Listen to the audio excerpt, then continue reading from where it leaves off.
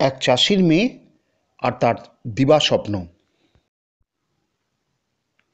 একদিন এক চাষির মেয়ে মাথায় করে একটা বড় কলসি করে দুধ নিয়ে বাজারে বিক্রি করতে যাচ্ছিল। নানা রকম অবাস্তব কল্পনা করতে করতে সে পথ চলতে লাগলো।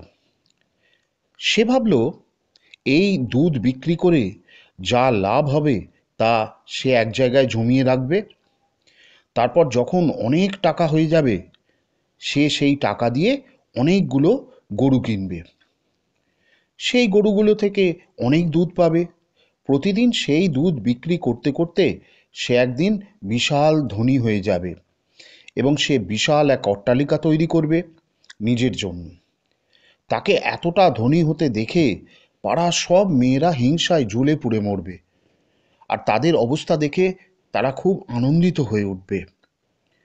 তাদের অবস্থা দেখে সে খুব আনন্দিত হয়ে উঠবে। তাছাড়া তার পাড়ার যুবক ছেলেগুলো তার পাশে ভিড় করবে, তাকে বিয়ের প্রস্তাব দেবে। কিন্তু ধনদৌলত মান সম্মান তার তুলনায় তাদের অনেক হীন বিবেচনা করে তাদের প্রস্তাব সে এক কথায় প্রত্যাখ্যান করবে।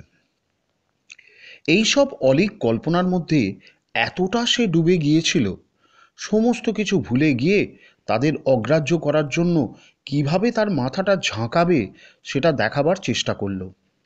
সঙ্গে সঙ্গে তার মাথা থেকে দুধ ভর্তি মাটির কলসিটা পড়ে গেল।